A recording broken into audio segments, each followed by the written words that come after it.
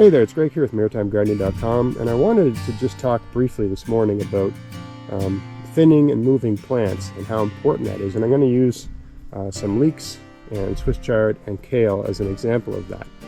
So all these nice looking kale, right? It's the middle of August.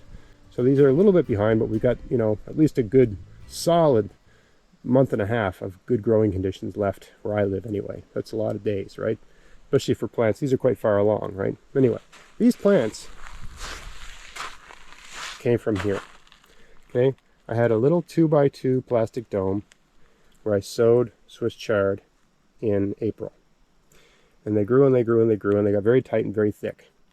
At some point in, I think, late May or June, I moved a handful of them over here, and they're properly spaced out. You can see there's one here, right, and then about a hand span away, which is, I think, a good spacing for Swiss chard. Right, there's another one there, nice thick base, right? There's none over there. Right, another one right here. Right, another one right here, and about a hand span away. Right, I got another one there, and so on. Right, so they're not beautiful, but these ones are doing much better than the parent plants because these are still too close together.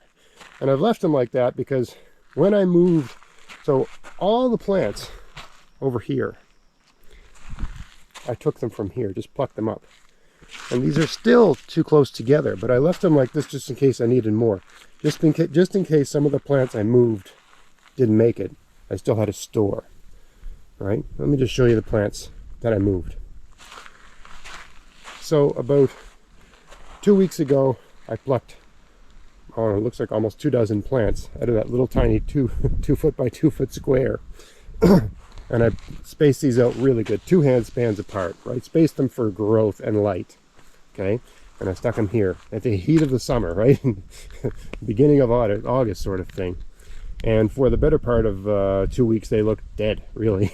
The first week, I watered them probably every day unless it rained. And also, I put a spruce bough over the top just to protect them from the sun, so they just wouldn't get such an intense sun, you know what I mean?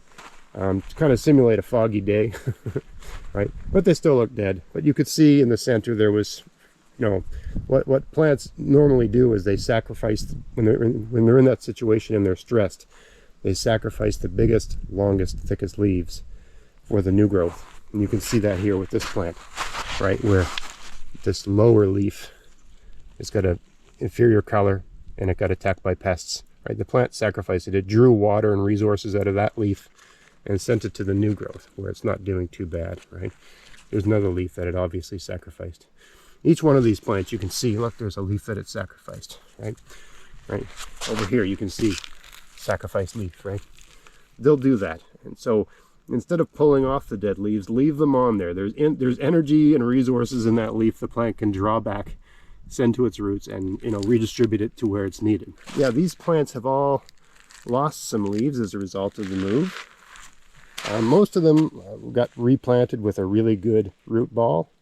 I just used a little scoop to get them out, but some of them were practically bare rooted, and of course those ones suffered more of a setback, took longer to bounce back, but they all made it. Not one plant died, and that was moving a plant in like the hottest, driest part of the summer. So that totally worked. And it's only the middle of August, so in about a month, and they're already looking pretty good, right? I mean, I don't usually eat, I have a big garden, as you can see if you're new to my channel, 2,500 square feet, give or take. And there's certain things I eat at certain times of the year. Like right now, you can see this wall of green beans. We're eating a lot of beans and zucchini and kale, I guess, as well, because we got a lot of kale. I'll show you that in a minute. But in the fall, that's when I start getting interested in Swiss chard. I mean, a viewer recently commented, why don't you just plant, if you don't eat it till October, why don't you just plant it in August? I mean, you could, but by planting it in April, you've just got to remember, Swiss chard do not go to seed. They're not going to go to flower during the summer. They're biennial. They flower in the second year.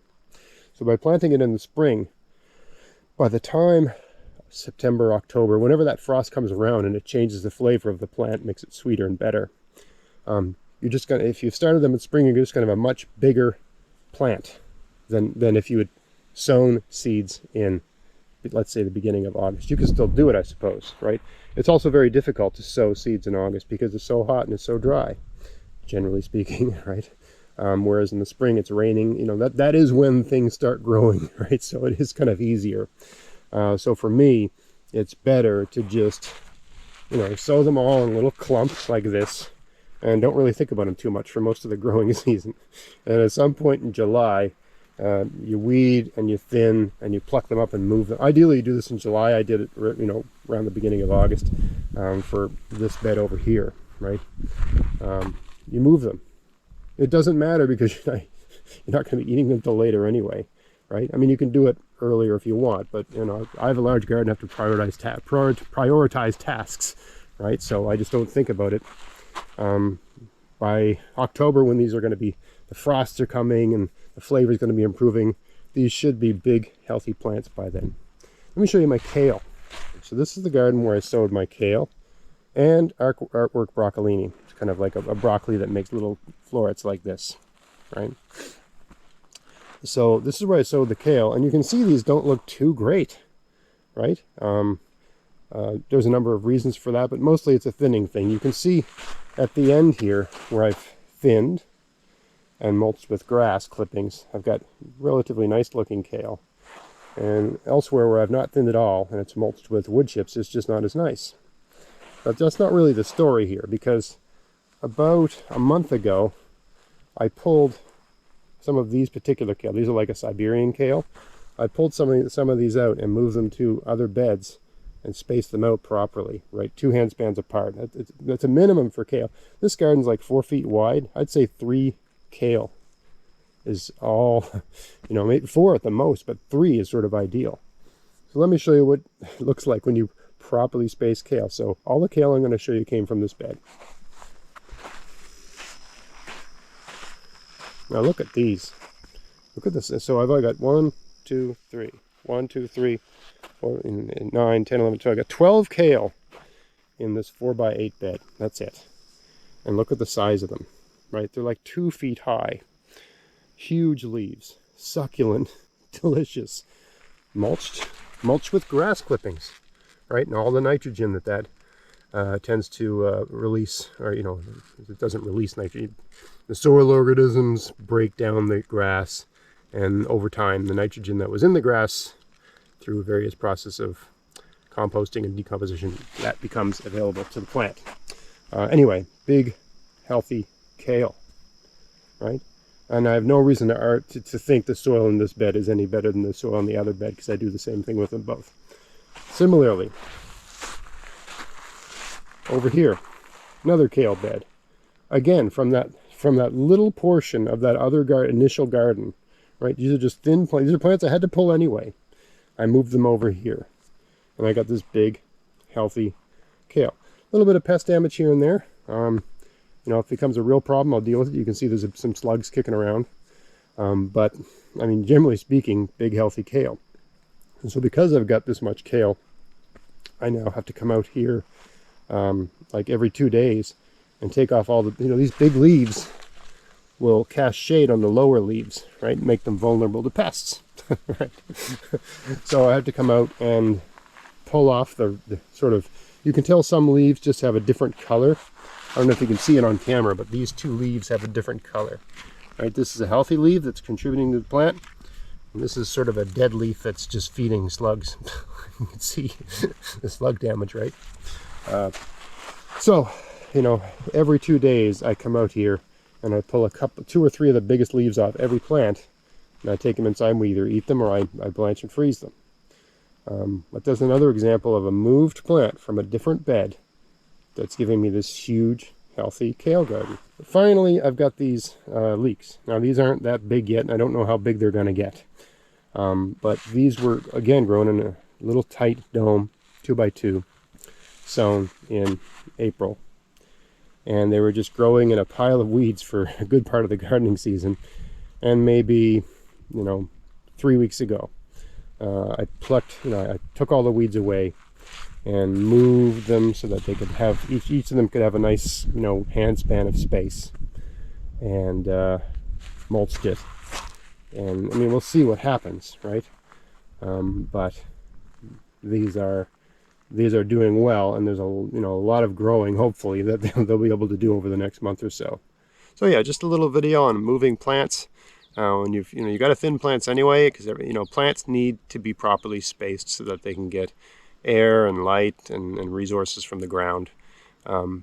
If you've got a bed that's just recently become, if you have a reasonably large garden, there's certain things that have a time of year where they're growing, and there's a time of year when they're done. Those beds where the kale got moved, those were like spinach and lettuce and stuff like that, right? You plant spinach and lettuce in September, or in April or May.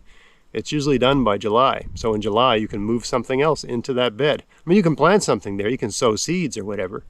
But, if you've got something you're growing already and it needs to be thin and it's something you eat a lot of and like, and you've got plants that have already been growing for about 2 months, you're going to be much further ahead if you just move those plants through thinning into the vacant beds. They'll take a couple weeks to recover, but then they'll be strong and healthy and way ahead of the game.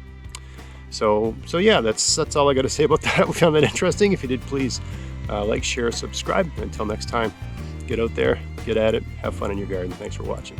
Hey, if you want to help support everything I'm doing here, go to Veseys.com to buy whatever you need for your garden this year. And use my coupon code GAVS23 to get free shipping as long as there's a pack of seeds in the order and there's no oversized items in the order. Check out the description box of this video for details. You can buy everything you need from Veseys. They have seeds, fruit bushes and trees, soil amendments, pest solutions, tools, clothing, and lots of other stuff too. So yeah, if you want to help support everything I'm doing here and they sell something you need, buy it from them using my coupon code, and happy gardening.